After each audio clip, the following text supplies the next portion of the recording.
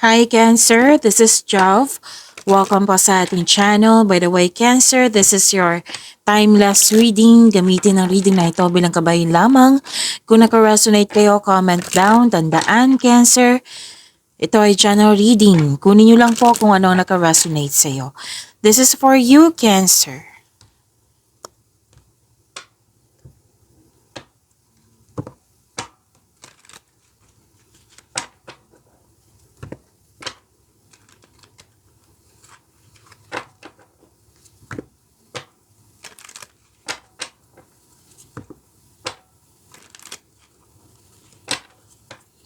Para po ito sa iyo, Cancer.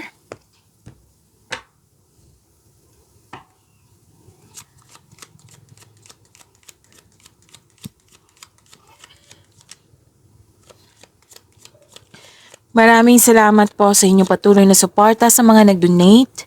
Sa mga hindi nag-skip ng ads, maraming salamat po.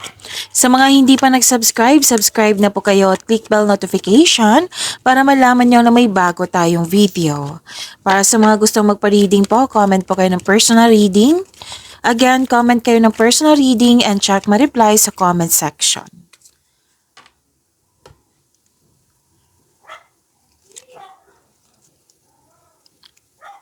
Cancer. May nag-uusap na magkakapatid dito. May nakita rin ako ditong exciting na ganap. Opo. Tapos, may advice ang card nyo po dito na huwag kayong maniwala agad sa chismis. Alamin nyo muna kung totoo ba ito or hindi. Kasi pwedeng naapektuhan ka. Oo, nakita ko dito naapektuhan ka sa mga sinabi or sa nagawa. Tapos, nakikita ko dito yung fear, doubt, hesitation, anxiety or stress, or di kaya'y nag-overthink or nag-overanalyze. So, kung kailangan po ng time for reflection, mindfulness skills, bigyan ng solusyon, make change, you have to move forward. Kung hindi po kaya, kung nahihirapan po kayo, then ask for help. Okay? And wow, may magbigay ng tulong, may magbibigay. What I meant is, tama ko lang ha para maintindihan. Nakatanggap kayo ng tulong, nakatanggap kayo ng regalo. Pwedeng ikaw din yung nagbigay, Cancer. And love is blooming and abundance, rewards, awards, compliment, nagbigay ng compliment sa'yo. Nakita ko rin dito na happy kayo. Okay? Happiness, joy, and happiness, flattered kayo. Pwede din nakatanggap kayo ng bouquet of love, flower. Okay?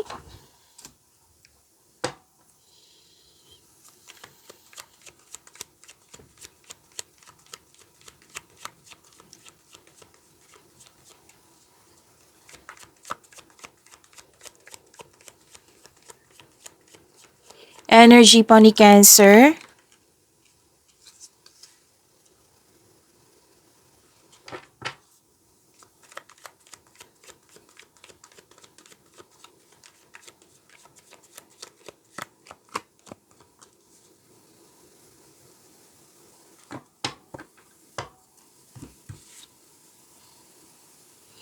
Para sa mga bago dito, kung may napansin kayo yung repeating message, like for example, nood kasi yung monthly, weekly, daily, at dito din, at may napansin kayo na repeating message, yan po yung pinupush ng card sa inyo na kailangan yung bigyan ng atensyon, solusyon, at aksyon kung maaari po. So, yung energy ni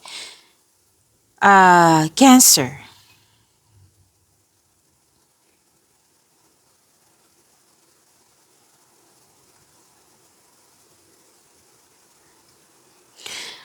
Mas lumawak yung ambisyon mo sa buhay, Cancer. Sabi ng yung card, magaling kayo sa mga ginagawa mo. Magaling kayo na leader, pwede din may leadership role na binigay sa iyo. Basta po, kung ano man yung ginagawa nyo ngayon, magaling po kayo. Magaling po kayo sa mga ginagawa nyo. It might be yung trabaho nyo, passion nyo. Pasensya na po, Cancer. Naputol yung video. Oo, butit nakita ko. So, sana tayo sa energy mo.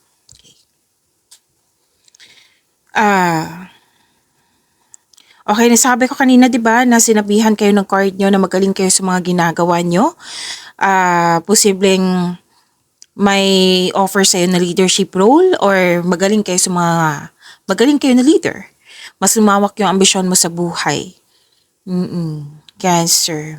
Mapag-isip, matalino, patas o etikal, strong person, authority person, you want to win at all cost, masusunod yung gusto mo, desisyon, ideas, o plano, ginagamit mo ang katalinuhan o lohika para makamit ang tagumpay. Gumagawa din kayo ng aksyon upang manindigan yan. Tapos makinig kayo sa inyong intuition, magtiwala kayo sa inyong boses.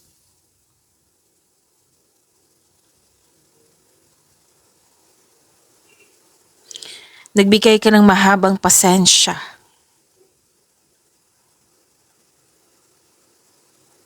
Okay, may promotion din ako nakikita dito. Okay?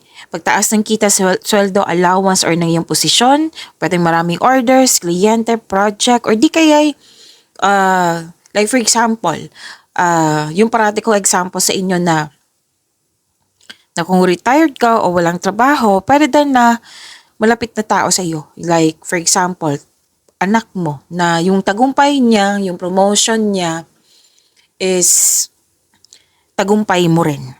Okay? And ginagalang ka, kinikilala ka sa mga kontribusyon mo dyan. Oo, na marami kang napatunayan. Kumbaga, yung mga ginagawa mo dyan, nagkaroon ng positive outcome. At nang dahil niyan, magkakaroon siya ng recognition. Ginagalang ka at kinikilala ka.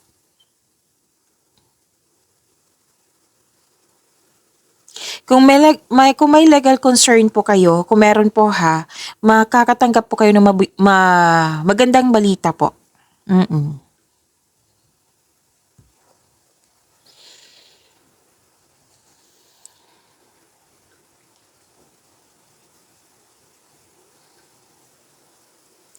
Mapagmahal kayo, marunong sa buhay, you have the power, authority. Dalawang card kasi nagsabi dito na masusunod talaga yung ideas mo, plano, desisyon, at you're very confident, leader ka dyan, masusunod yung gusto mo, oo.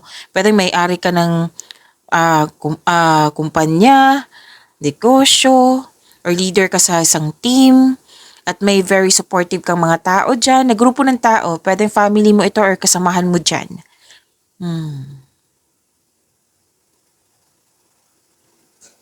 So this is authority, leadership, stability, and kalma kayo.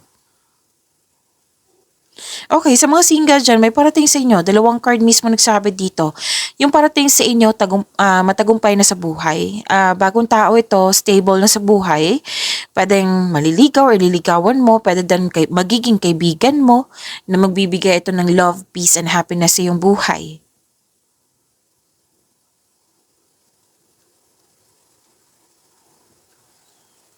May sabi din dito,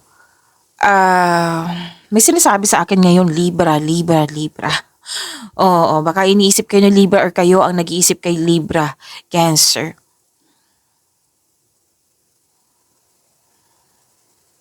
Okay, sa mga marelasyon dito, kasi may sabi ang card nyo, na matured enough na kayo. Oo, both of you are taking action para magkaroon ng stability sa inyong relasyon.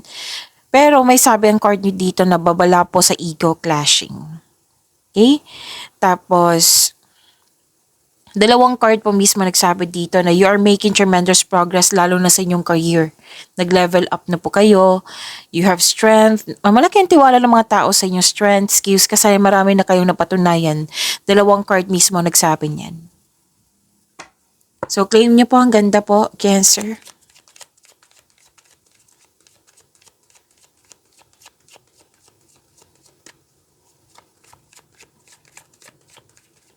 Career and money ni Cancer.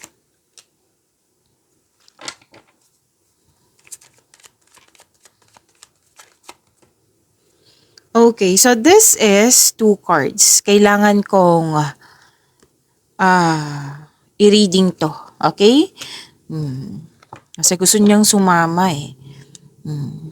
So, this is about your career and money, Cancer.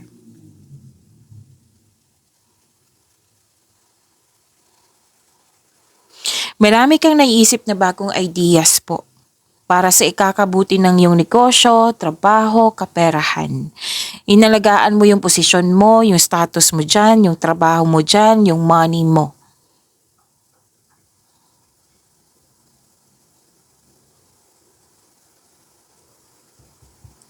May biglaang pagbabago po, pero huwag kayong mag-alala sa pagbabago na ito, Cancer, kasi sinabi naman dito na makakasuporta po ito sa inyong growth and expansion.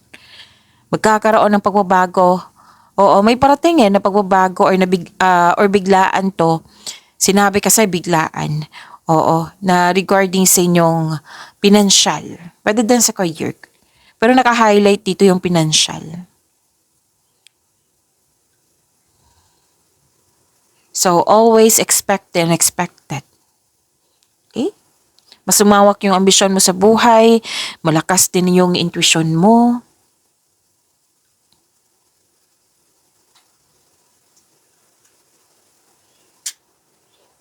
Fulfillment sa pangarap, happiness. Oo, granted yung manifestation mo, Cancer. May kasiyahan dito, kagalakan sa mga bagay ukol sa pamilya at kaibigan or grupo ng tao na kasamahan mo dyan.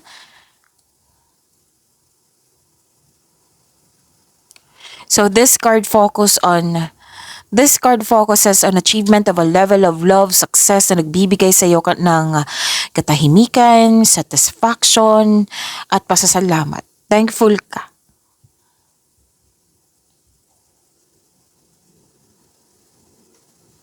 Success in workplace and home, i-acknowledge mo yung nagbigay ng suporta sa iyo, yung grupo ng tao po. Opo.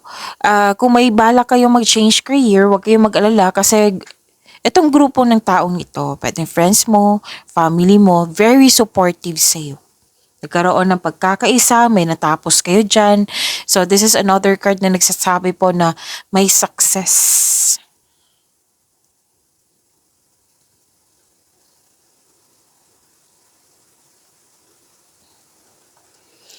So makaka-receive po kayo ng malaking pera, sinabi ng yung card dito. Or unexpected job opportunity na makapagbigay sa iyo ng malaking pera. Ang sabi dito, parang hinihintay mo to eh. Pwedeng natanggap mo na or hinihintay mo. So, huwag kayong mag-alala, darating po ito. Sabi ng card, be patient, huwag kang mag-alala, darating po ito. And kitang-kita ko yung happiness mo dito, oh. Success to ha, another card na naman nagsabi dito, may development, may success, may pleasure. Okay, so this is growth and expansion also. May pagbubunga na mabuti na parating. Okay? Abundance and success po ito. Be happy with the results of your actions, sabi ng iyong card.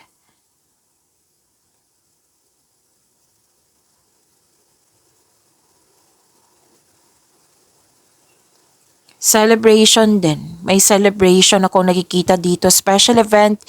Nag-celebrate kayo, grupo ng tao para yung nakikita ko. At oo, kanina pa to sinasabi ng yung card na may natapos kayo. Nag-celebrate kayo. After nito, nag-decide kang magbakasyon or mag-vacation leave.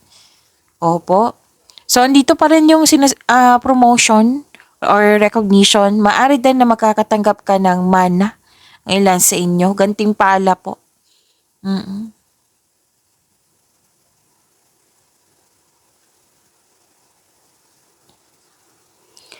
Growth and expansion pa rin sa tatlong card na ito and yung grupo ng tao, pwede yung nakipag-collab sila sa'yo. Okay? Nagtutulungan kayo. Pwede din na kung may-ari ka ng negosyo, may nakita ko dito mag-hire ka ng tao due to increased profits. Kasi 'di ba peak season na ngayon, 'di ba? Ang peak season is September, October, November, December. Pwede din October, November, December. Peak season 'yan eh. Per months. But, nag-decide ka kasi dito na marami ng gawain, maraming imimit na pwedeng sales, oo. So, nagdagdag ka ng empleyado dito. Pero then, ikaw yung na-hire as dagdag empleyado. May nakita kong travel dito, business travel or ituloy mo na yung matagal na plano na para mag-abroad or pwede din may lakad ka sa malayong lugar po.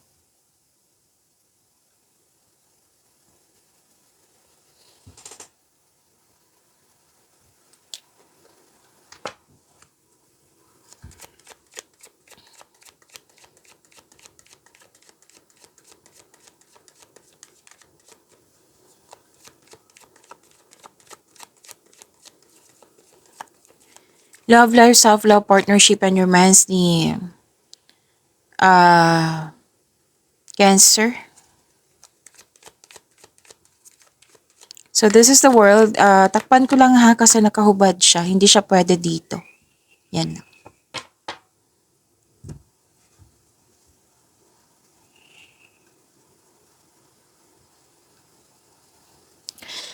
Okay, so another card na nagsasabi dito na may celebration talaga na ganap. Monthsary, anniversary, birthday, or any kind of celebration. Pwedeng achievement. Kung may graduation ngayon, then yun po. May graduation kasi ako nakikita dito. Pwede din yung natapos na gawain nyo, nag-celebrate kayo. Oo. And this is a perfect situation. Opo. May ganti-pala pa rin nakikita ko dito. Cancer. Or positibong resulta sa inyong mga ginagawa. Kaya nag-celebrate dito. Nag-celebrate kayo dito. Tapos well, ang ilan sa inyo tapos ng construction ng dream house nyo. So this, card tells us na everything you have worked for is coming together. And I consider this is harvest po. Ito yung mga resulta sa pagiging masipag sa araw-araw. And yan po, any kind of celebration na nag-celebrate kayo.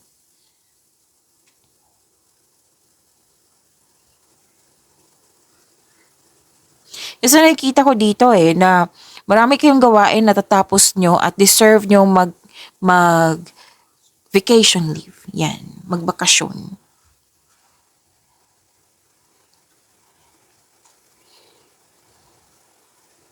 Okay, may sabi po dito, Cancer. Pwedeng concern to sa iyo or concern mo to sa isang tao na masyadong busy sa pag-aaral or trabaho, kaya nauubusan ng time. Oo, single ka man, marelasyon sa buhay mag-asawa. And naunawaan ko naman po kasi may nakikita ko dito maraming umaasa sa iyo, breadwinner. Maraming umaasa sa iyo kaya sobra sa trabaho. Pwedeng ito yung nasabi ko na pala. Yung concern to sa iyo or concern mo to sa isang tao na nagkaroon ng lack of time. So tama nga naman yung sinabi kanina, 'di ba, na after nitong achievement na ito, itong completion na ito, magbabakasyon ka kasi alam mong kulang ka na talaga sa time for yourself, to your partner, to your family. So may concern ang ilan sa inyo dito na nagbibigay ng pressure, relying on you for emotional and financial support. It might be nabibigatan ka na sa inyong responsibilidad. So, you need, if this is a relationship, lahat kayo single ka man, may relasyon sa buhay mag-asawa, i-refer mo yung concern mo na nabibigatan ka. Hindi pwedeng na dala-dala mo yan. Oo. Kailangan mo ng communication is the key, kumbaga.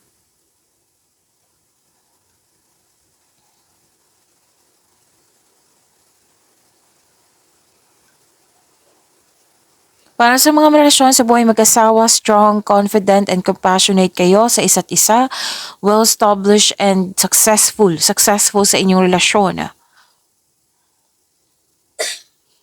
Yung sa mga single dito, nag-iisip ng ideal type nyo na gusto nyo ng very passionate, very active kang sa UN, charismatic, masayahin.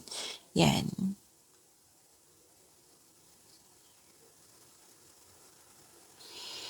Sa mga single dito, same pa rin eh. Sinabi dito na gusto nyo talaga it might be itong ideas nyo, ideal type nyo. This is a Taurus, Earth signs, Taurus, Virgo, Capricorn, or fire signs, fire signs, Aries, Leo, and Sagittarius. Para sa mga marelasyon sa buhay mag-asawa, wala naman ako nakikitang problema dito. Masaya kayo, dalawang card mismo nagsabi dito. Masaya kayo at stable ang inyong connection. Pag-imanin niyo po yung blessings sa binigay sa inyo, Cancer. See you tomorrow. Maraming salamat po.